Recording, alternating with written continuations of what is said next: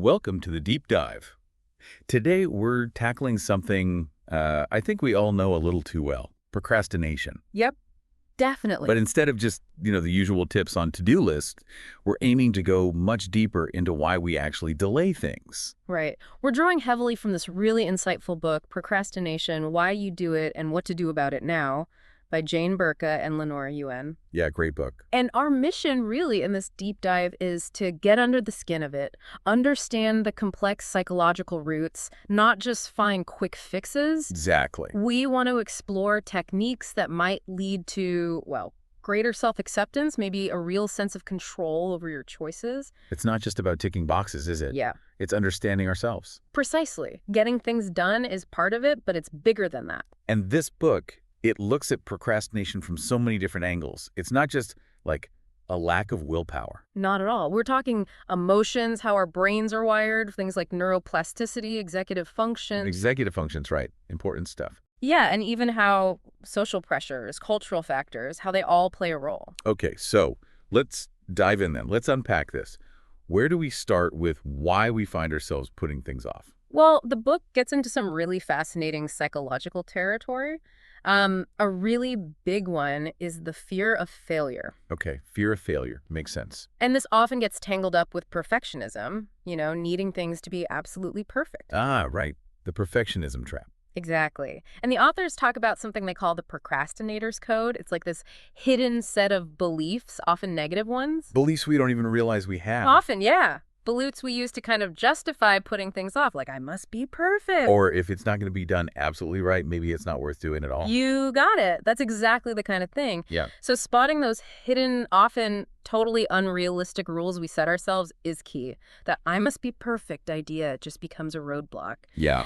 Though it's interesting, clinically, you definitely see perfectionism linked to procrastination a lot. But some broader research suggests the connection isn't always super clear-cut across the board. Okay, so it's not always perfectionism.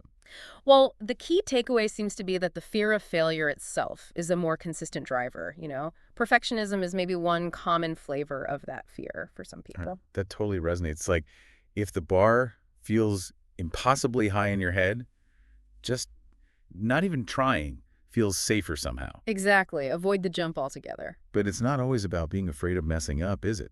The book mentions something else. Fear of succeeding. That sounds weird. It does sound counterintuitive, right?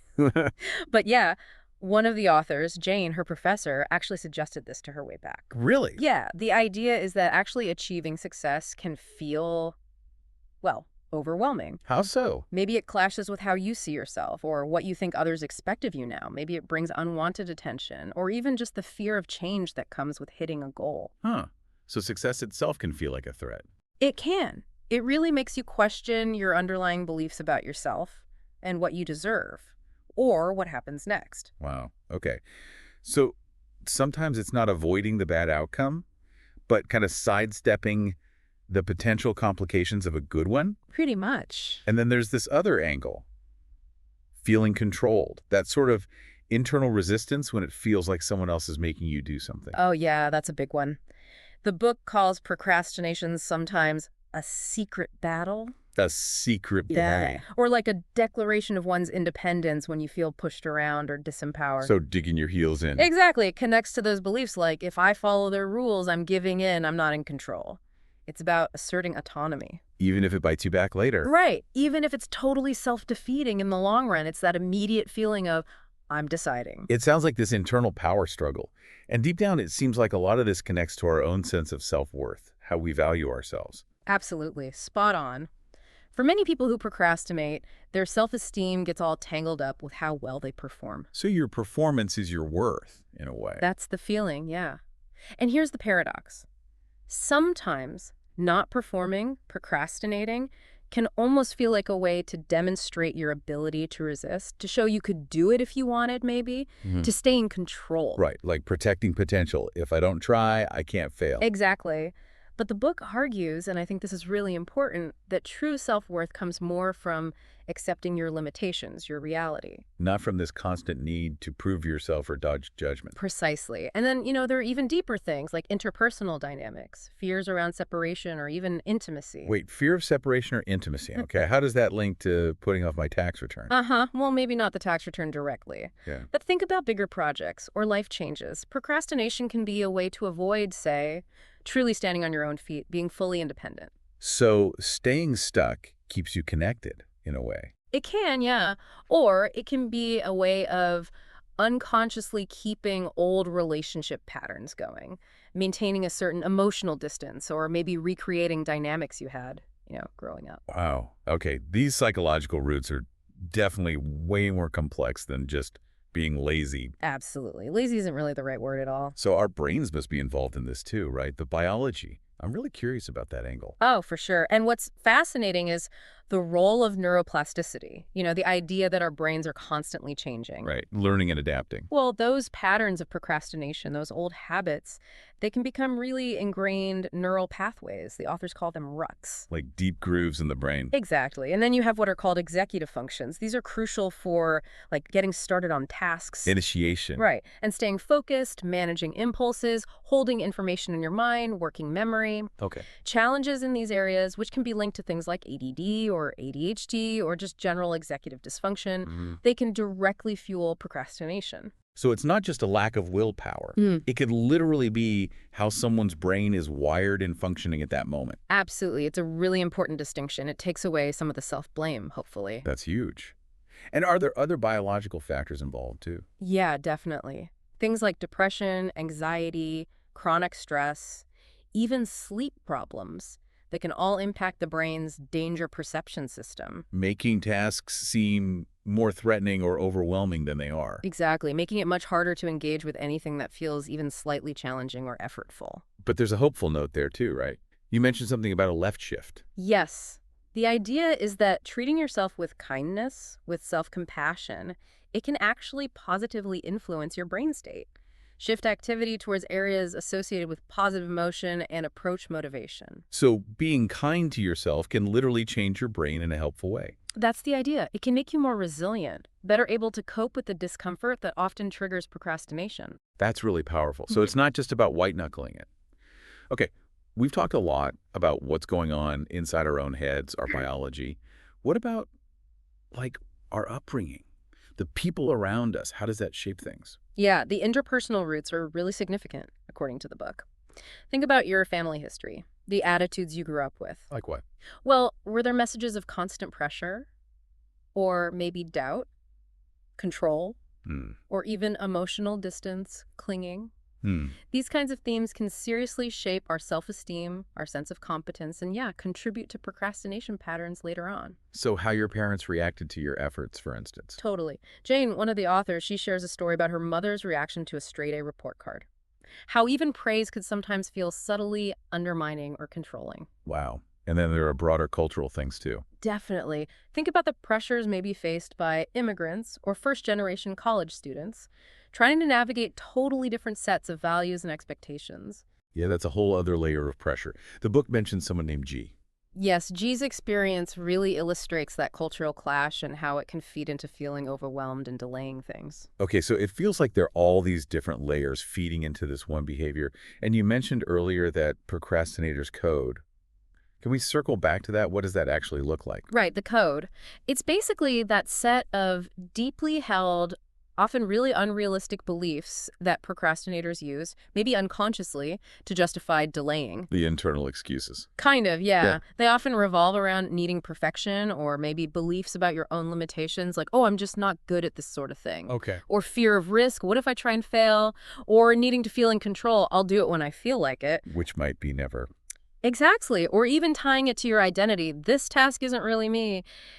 Recognizing that code, hearing those internal voices that rationalize putting things off, that's a really crucial first step towards change. So understanding all of this, the psychology, the biology, the family stuff, our personal code, that's like the foundation. It really is. Self-awareness is huge. But then how do we actually do something about it? Okay. How do we start to overcome procrastination day to day? Okay, yeah.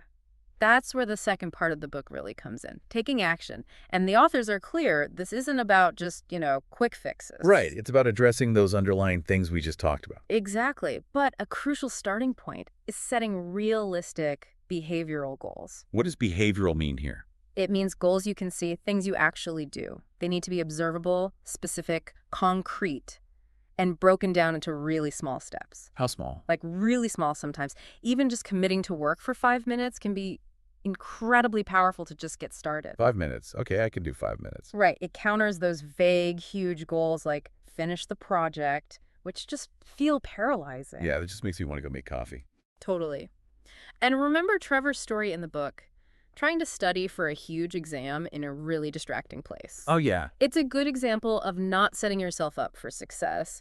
The goal wasn't specific or realistic in that context. Right, right. Breaking it down makes total sense.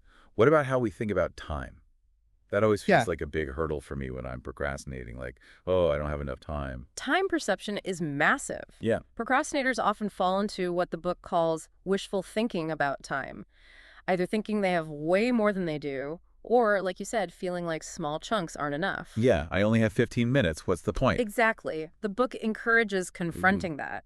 Using small time increments, they mention the Swiss cheese technique. Swiss cheese, like Mm. poking holes in the task. Kind of, yeah. Tackling a big task in short bursts, say 15 minutes here, 10 minutes there. It shifts your mindset from, I only have 15 minutes, why bother, Yeah. to, okay, what part of this can I actually do in the next 15 minutes? I like that reframe. Finding the actionable bit. Precisely. Raj's story, remember, starting his workshop prep for just 10 minutes. That broke the inertia for him. Yeah, just starting. That's often the hardest part. It really is. Which leads to another key point. Focusing on action despite your feelings. Oof. That's tough. You mean you don't have to feel like it? Basically, yes. You don't always need to feel motivated or inspired or in the mood to just begin. Taking that first tiny step can often generate its own momentum. The feeling follows the action sometimes. Okay. Action first, feelings later. And for the perfectionists among us. Ah, yes. That mantra, it doesn't have to be perfect, it just has to be done. Say it again. It doesn't have to be perfect, it just has to be done. It's about internalizing that, really letting go of that need for flawlessness right out of the gate. So identifying those excuses we make, those perfectionist demands, and consciously choosing to just do something instead. Exactly. Choosing action over delay, even imperfect action. Easier said than done sometimes for sure, but I get the core idea. What about managing, like all the external stuff? Demands on our time, energy. Yeah, that's critical too. Learning to say yes and no effectively, setting boundaries. Protecting your time and energy for what matters. Right, so you're not constantly overcommitted or reacting to other people's priorities. And the book also talks about using your body. Now so, exercise. Yeah, exercise can definitely help reduce that feeling of being stuck, that paralysis. And also mindfulness techniques, like taking a sacred pause, just a moment to breathe and notice the urge to avoid without automatically acting on it. Breaking that automatic pattern. Interrupting the impulse. Okay. And what about specific strategies for folks who might struggle more with focus or organization, maybe related to things like ADD or executive dysfunction? Yeah, the book acknowledges that and offers specific strategies, things like using external support, visual reminders, clear structures, routines. Making things more visible, more automatic. Exactly, and getting help right at the point of performance, like having support available exactly when you need to act. Body doubling sometimes. Okay. And mindset shifts. Definitely. Cultivating more of a growth mindset, valuing the effort and the learning process rather than just the perfect outcome. Focusing on getting better, not just being good. Right. And importantly, leveraging external support more broadly. Asking for help when you need it. Considering therapy. Does the book say therapy helps with procrastination? It does. It notes that therapy can be really effective in addressing those deeper underlying patterns we talked about earlier. Makes sense. Ultimately, it's about developing a new internal code, a freedom from procrastination code, adopting beliefs that are more realistic, more self-compassionate. Trading the old negative rules for new helpful ones. Exactly. And one last crucial thing, anticipate resistance. Meaning, change is hard, you're going to hit bumps, your old patterns will pop up.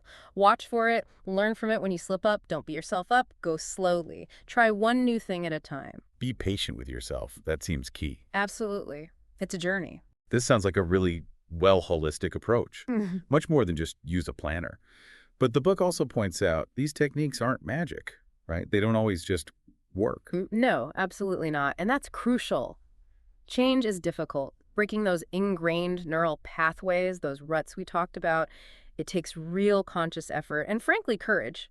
And the book is honest these techniques work if you use them. Yeah. But actually using them is often the biggest hurdle for someone who procrastinates. That's the core challenge. The resistance we just mentioned. Exactly, which is why general time management advice often falls flat. It doesn't get at the why behind the resistance. Right.